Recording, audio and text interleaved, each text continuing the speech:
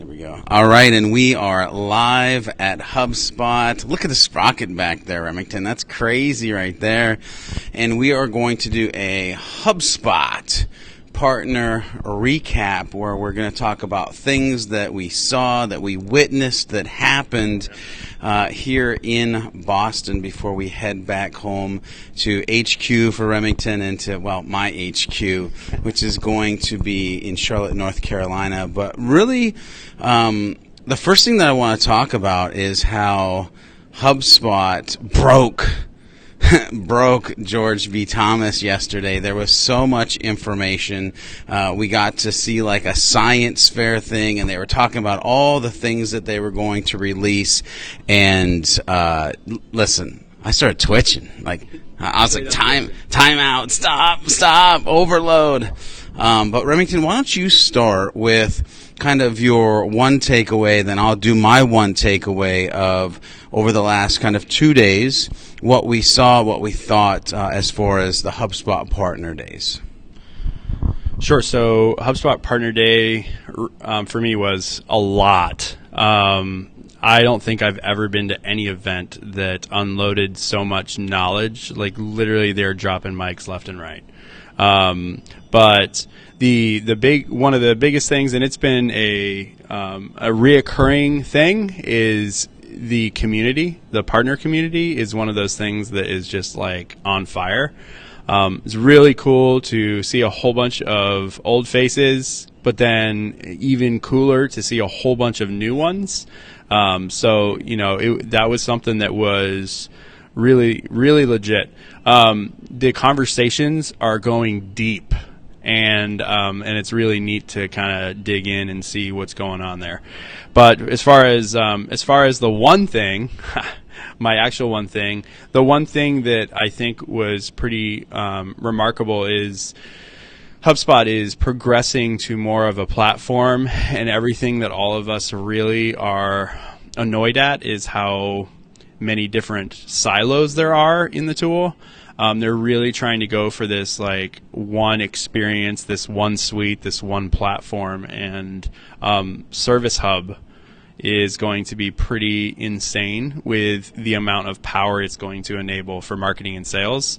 But it's going to be something that people are going to have to get intentional about. And I'm sure George is going to say something about that in the future.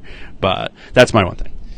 Yeah, and I'm glad, Remington, that you brought up the Service Hub, because for me, there was a session that I did that was about service and about that tool, and we stumbled into this term that they kind of threw out there, which was service qualified lead. Now, that gets real confusing as soon as a marketer does what a marketer does, and they try to like make that small, and so then you'd have like two SQLs. So maybe it's actually qualified resale, meaning somebody who has landed and you're trying to expand the amount of money that you can get from that customer is super interesting. What's up, Ryan? What's up, Rachel? Thanks for tuning in. What's up, Russell? Russell's there too. That's awesome. And so the idea of having this other kind of secondary, and I'm sure there's more, but really marketing, which you think of marketers inside of HubSpot, sales inside of HubSpot, may not have been thinking about this additional streamline back into or circular motion of sales ability. Per se, the pinwheel, might I say. Anyway, inside joke. More on that later. But being able to define that, and then my brain in the session went to the fact that you could fire off some nerdy workflows at moments of delation, where you're saying now in 3 days, because we know they're super happy because they did this ticket and we got this feedback through the service tool, let's go ahead and spin them back up to sales or back into marketing. And here's the thing too, as I'm actually talking about this, I think about the opposite. If you're not spinning them to sales and they just had a moment where the NPS was actually lower, maybe it's some type of nurturing on a human level or on a marketing level to get them back up to actually enjoying where they're at inside of this process. But all that said, HubSpot Partner Day, super amazing. The team, they're amazing. They're an amazing team. The entire HubSpot Partner team that put this on did a great job. There was great food. There was great people. Anything else that you want to share, Remington, before we let these folks go back to their normal day? Yeah, so the amount of brain power that went into the presentations yesterday. So I had a packed house. It was awesome. But the other brain power that went through, I mean, it started at 8 a.m. and it was back to back to back.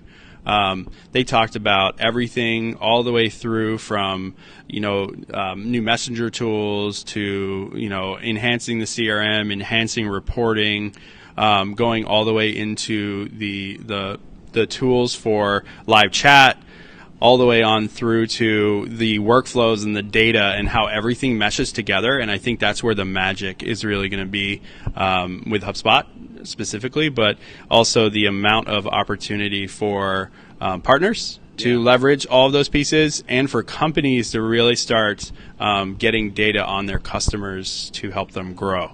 Grow deals, grow business, and that kind of thing. But the one call out I have is the messenger tool in the social tools for connecting to Messenger. Got such an upgrade since I even saw it in beta, and now I can actually talk about it. But the Messenger tool is going to really blow away a lot of people, and there's some really exciting things coming from HubSpot around that here shortly too. Yeah, when it comes to like automating and optimizing time for your team and inside the tool, there are bright days ahead.